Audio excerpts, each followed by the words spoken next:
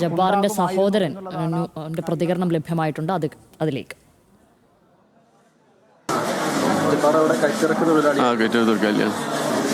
ഇവനും ഇതിന്റെ അമ്മയുടെ മോനാണ്. ഇവര് രണ്ട് ഒന്നിച്ച് വർക്കുന്നവര്.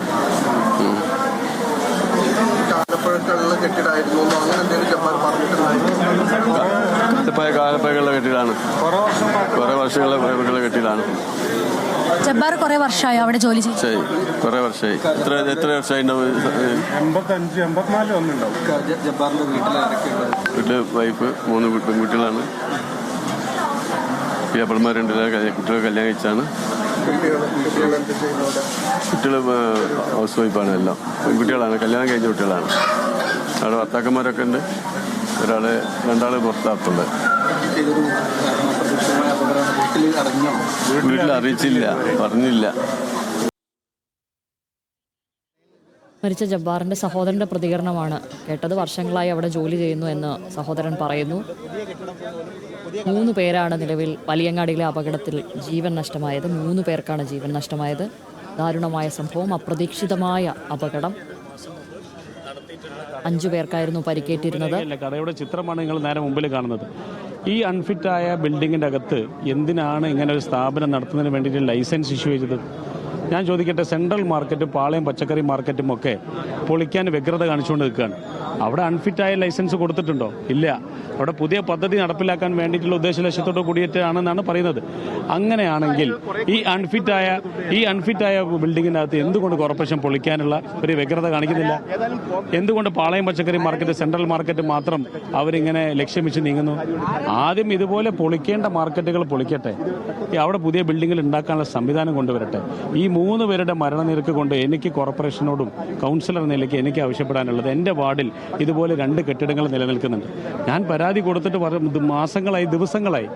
ഒരു ഭാഗത്ത് നിന്ന് നീക്കം പോലും അവിടെ കോർപ്പറേഷൻ അധികാരികളിൽ നിന്ന് ഉണ്ടായിട്ടില്ല.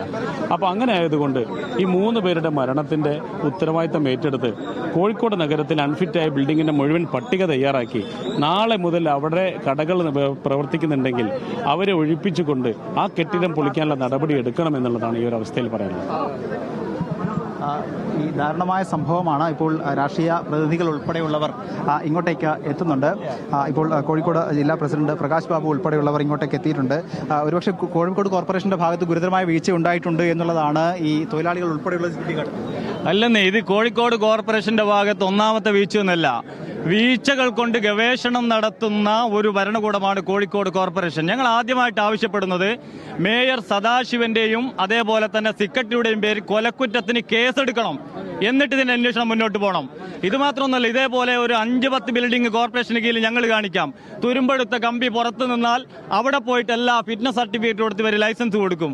ഒരു സാധാരണക്കാരന് ഒരു വീട്, ഒരു 2 സെന്റിൽ ഒരു ഭൂമി ഒരു വീട് നിർമ്മിക്കുമ്പോൾ അതിന് സകല നിയമങ്ങളും അതേപോലെ തന്നെ നൂലാമാലകളും പറഞ്ഞു കൊടുക്കില്ല. പണക്കെട്ട് എവിടെയാണ് ഉള്ളത് അതിനനുസരിച്ച് പ്രവർത്തിക്കുന്ന കോർപ്പറേഷൻ. അവിടെ സെക്രട്ടറിയും മേയർ മറുപടി പറയട്ടെ. ഞങ്ങൾ അങ്ങോട്ടാണ് പോകുന്നത്, അവരാണ് മറുപടി പറയുന്നത്.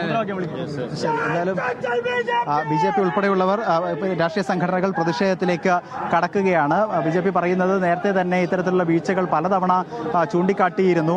പക്ഷേ അന്നൊന്നും തന്നെ ഇത്തരത്തിൽ ഇതുമായി ബന്ധപ്പെട്ട് ഏതെങ്കിലും രീതിയിലുള്ള നടപടി എടുക്കാൻ അവർ തയ്യാറായിട്ടില്ല എന്നുള്ളതാണ്. അതുകൊണ്ട് തന്നെ ഒരുപക്ഷെ വലിയ പ്രതിഷേധത്തിലേക്ക് കാര്യങ്ങൾ കടക്കും എന്ന് തന്നെയാണ് മനസ്സിലാക്കുന്നത്. അതിന്റെ ഭാഗമായാണ് ഈ BJP പ്രവർത്തകർ ഇപ്പോൾ നഗരസഭയിലേക്ക് മാർച്ച് നടത്തുകയാണ് എന്നുള്ളതാണ് നമ്മൾ മനസ്സിലാക്കുന്നത്. വലിയ പ്രതിഷേധവുമായി അവർ മുന്നോട്ട് പോകും എന്ന് അറിയിച്ചതിന് തൊട്ടു പിന്നാലെ പ്രകടനവുമായി ഈ ജില്ലാ പ്രസിഡന്റ് പ്രകാശ് ബാബുവിന്റെ ഉൾപ്പെടെ നേതൃത്വത്തിലാണ് ഈ മാർച്ച് ഇപ്പോൾ നടത്തുന്നത്. ഈ കോർപ്പറേഷൻ മേയറെയും സെക്രട്ടറിയെയും പ്രതി ചേർത്ത് കൊലക്കുറ്റത്തിന് രജിസ്റ്റർ ചെയ്തതിനു ശേഷം സകല നിയമവിരുദ്ധമായി നിർമ്മിച്ച കെട്ടിടങ്ങൾക്കും പ്രത്യേക യോഗം ചേർന്നിട്ട് ഇവർ അനുവാദം കൊടുത്തിട്ടുണ്ട്. വലിയ പ്രതിഷേധത്തിന് കാരണം അവർ മറുപടി വരട്ടെ. ഞങ്ങൾ അവരോടാണ് ചോദിക്കുന്നത്. കാരണം ബിനിയോട്, കോഴിക്കോട് മേയർ അന്ന് ബിനിയായിരുന്നു, ബിനിയോട് മേയറോട് ഞങ്ങൾ ചോദിച്ചിരുന്നു.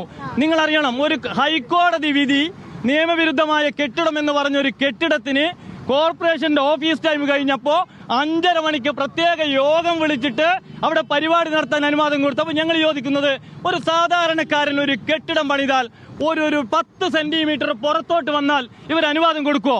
ഇവിടെ 2 മാസം മുമ്പ് കമ്പി പുറത്തായിട്ടുള്ള കോൺക്രീറ്റ് പാളികൾ തകർന്നു വീഴാറായിട്ടുള്ള കെട്ടിടത്തിന് ഇവിടെ 2 മാസം മുമ്പ് അനുമതി കൊടുത്തിട്ടുണ്ട്. ഉദ്യോഗസ്ഥ ലോബിയുണ്ട്. കോർപ്പറേഷനുള്ളിലെ ചില ഉദ്യോഗസ്ഥർ ഈ കോർപ്പറേഷന്റെ ഭരണാധികാരികളുടെ കമ്മീഷൻ പറ്റുന്നവരാണ്. അവരാണ് ഇവരുടെ ഏജന്റ്, ബിനാമികൾ. ഇങ്ങനെ കോഴിക്കോട് കോർപ്പറേഷനിൽ ഒരുപാട് കെട്ടിടങ്ങൾ, നിങ്ങൾ പുതിയ ബസ് സ്റ്റാൻഡിൽ വന്ന് ഞങ്ങൾ കാണിക്കാം, അനുഭവത്തിൽ നിന്നും പാഠം പഠിക്കുന്നില്ല. അതുകൊണ്ട് മേയർ സദാശിവനെതിരെ, ഇവിടുത്തെ കോർപ്പറേഷൻ സെക്രട്ടറിക്കെതിരെ കൊലക്കുറ്റത്തിന് കേസെടുക്കട്ടെ. ഞങ്ങൾ അങ്ങോട്ടാ പോകുന്നത്. ഇവിടെ നിന്നിട്ട് എന്താ കാര്യം? ഇപ്പോൾ ഈ BJP പ്രവർത്തകർ ഈ കോഴിക്കോട് കോർപ്പറേഷൻ മേയർക്കെതിരെയും ഒപ്പം തന്നെ സെക്രട്ടറിക്കെതിരെയും കൊലക്കുറ്റത്തിന് കേസെടുക്കണം എന്നാവശ്യപ്പെട്ട് കോർപ്പറേഷനിലേക്ക് പോവുകയാണ്. നേരത്തെ നമ്മൾ പറഞ്ഞതുപോലെ രക്ഷാപ്രവർത്തനം ഈ ഭാഗത്ത് പൂർണ്ണമായി മാറ്റിയിട്ടുണ്ട്. മുഴുവൻ സ്ലാബുകളും മാറ്റി പരിശോധന നടത്തി അതിനകത്ത് ആരുമില്ല എന്ന് ഉറപ്പുവരുത്തിയിട്ടുണ്ട്. അപ്പോൾ സ്വാഭാവികമായും ഇനി വലിയ പ്രതിഷേധത്തിലേക്ക് കാര്യങ്ങൾ പോകും എന്ന കാര്യത്തിൽ സംശയമില്ല. കാരണം നേരത്തെ സൂചിപ്പിച്ചതുപോലെ ഇതെല്ലാവരുടെ ഭാഗത്തു നിന്നും, അതായത് നേരത്തെ ഈ പാസ്പോർട്ട് ഓഫീസ് ഇവിടെയാണ് പ്രവർത്തിച്ചിരുന്നത്. ആ പാസ്പോർട്ട് ഓഫീസ് ഇവിടെ നിന്നും മാറ്റുന്നതിന് കാരണമായി പറഞ്ഞിരുന്നത് കാലപ്പഴക്കം ചെന്ന കെട്ടിടമാണ്. ആ കാലപ്പഴക്കം ചെന്ന കെട്ടിടത്തിൽ ഒരു തരത്തിലുള്ള കെട്ടിടങ്ങളും അല്ലെങ്കിൽ ബിൽഡിങ്ങുകളും പ്രവർത്തിക്കരുത് എന്നുള്ളത് കൊണ്ട് തന്നെ ഇവിടെ നിന്നും പാസ്പോർട്ട് ഓഫീസ് മാറ്റണം എന്നുള്ള ആവശ്യമായിരുന്നു അവർ മുന്നോട്ട് വെച്ചിരുന്നത്. അതിന്റെ ഭാഗമായി പാസ്പോർട്ട് ഓഫീസ് മാറ്റുന്നു. പക്ഷേ ഇവിടെ നിന്നും വ്യാപാര സ്ഥാപനങ്ങൾ ഒന്നും തന്നെ മാറ്റാൻ ഇവർ തയ്യാറായിരുന്നില്ല എന്നുള്ളതാണ്. ഈ കഴിഞ്ഞ മാസം വരെയും ഈ മുഴുവൻ കടകളിൽ നിന്നും ഇവർ വാടക എന്ന രീതിയിൽ പണം വാങ്ങുന്ന സാഹചര്യമുണ്ടായിരുന്നു. അത് നമ്മൾ കാണേണ്ടത് ഈ കൊളാപ്സിലേക്ക് പോകുന്ന കോർപ്പറേഷന്റെ ഭാഗത്തു നിന്നും കൊളാപ്സ് നോട്ടീസ് നൽകിയ ആ കെട്ടിടത്തിൽ വ്യാപാരികളിൽ നിന്ന് കഴിഞ്ഞ മാസം പോലും വാടക ഇനത്തിൽ പണം വാങ്ങുന്നു. അതോടൊപ്പം തന്നെ പുതിയ കെട്ടിടത്തിന്, പുതിയ കടയ്ക്ക് അനുമതി നൽകി അവർ കട റിനോവേറ്റ് ചെയ്ത് പുതുതായി ലൈസൻസ് നൽകി അവർ പ്രവർത്തിപ്പിക്കുന്ന സാഹചര്യം പോലും ഉണ്ടാവുന്നുണ്ട്. അപ്പോൾ സ്വാഭാവികമായും കോർപ്പറേഷന്റെ ഭാഗത്ത് ഗുരുതരമായ വീഴ്ച ഉണ്ടായിട്ടുണ്ട് എന്നുള്ളത് തന്നെയാണ് ഈ തൊഴിലാളികളും അതോടൊപ്പം തന്നെ രാഷ്ട്രീയ പാർട്ടികളും ആരോപിക്കുന്നത്. അതോടൊപ്പം തന്നെ പക്ഷേ ഈ കോർപ്പറേഷന്റെ ചില കൗൺസിലർമാരിൽ നിന്നും ലഭിക്കുന്ന വിവരമനുസരിച്ച് വ്യാപാരികൾ ഈ കെട്ടിടത്തിലുമായി ബന്ധപ്പെട്ട് ഹൈക്കോടതിയിൽ അപ്പീൽ നൽകിയിരുന്നു. ആ അപ്പീൽ നിലനിൽക്കുന്ന സാഹചര്യത്തിൽ പൊളിക്കാനാകില്ല. കോടതിയിൽ ഇതുമായി ബന്ധപ്പെട്ട് നടപടികൾ മുന്നോട്ട് പോവുകയാണ്. ആ സാഹചര്യത്തിൽ ഈ കെട്ടിടം പൊളിക്കാനാവില്ല, നിയമ പ്രശ്നങ്ങളുണ്ടാകും. അതിനാൽ മാത്രമാണ് ഇത്തരത്തിൽ പൊളിക്കാതെ നീട്ടിയത്. പക്ഷേ അപ്പോഴും പൊളിക്കാതെ നീട്ടി അല്ലെങ്കിൽ ഏതെങ്കിലും രീതിയിൽ കോർപ്പറേഷന്റെ ഭാഗത്ത് തെറ്റില്ല എന്ന് പറയുമ്പോഴും ഈ പൊളിക്കാതെ കെട്ടിടത്തിന് എന്തിന് വാടക നൽകി, പുതിയ അനുമതി നൽകി എന്ന ചോദ്യം പോലും ഉയരുന്നുണ്ട്.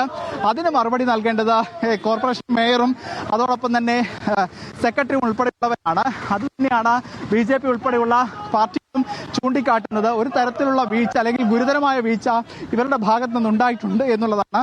നമ്മൾ പ്രഥമ ദൃഷ്ട്യാ കാണുമ്പോൾ ഈ ആരോപണങ്ങളെല്ലാം ശരിവെക്കുകയും ചെയ്യുന്നുണ്ട്. കാരണം 3 പേരുടെ ജീവൻ പൊലിയാൻ കാരണമായ ഒരു സംഭവം, ആ സംഭവത്തിന് കൃത്യമായി സാക്ഷിയാവുന്നത് ഈ തൊഴിലാളികൾ തന്നെയാണ്.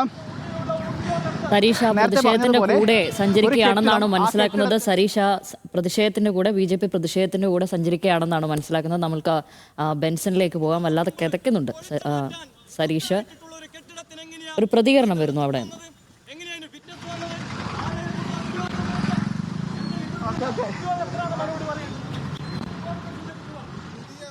കോഴിക്കോട് വലിയങ്ങാടിയിലാണ് നിലവിൽ ഈ അപ്രതീക്ഷിത അപകടം ഉണ്ടായിരിക്കുന്നത്. വലിയങ്ങാടിയിൽ കെട്ടിടത്തിന്റെ കോൺക്രീറ്റ് സ്ലാബ് തകർന്നു വീണുണ്ടായ അപകടത്തിൽ 3 പേരാണ് നിലവിൽ മരിച്ചത്. ജബ്ബാർ, അഷ്റഫ്, ബഷീർ എന്നിവരാണ് കെട്ടിടത്തിന്റെ സ്ലാബ് തലയിൽ വീണതുവഴി അപകടത്തിൽപ്പെടുകയും പിന്നീട് ആശുപത്രിയിൽ വെച്ച് മരിക്കുകയും ചെയ്തത്. അപകടത്തിൽ പരിക്കേറ്റ 5 പേരെ രക്ഷപ്പെടുത്തി ആശുപത്രിയിലേക്ക് മാറ്റിയിരുന്നു.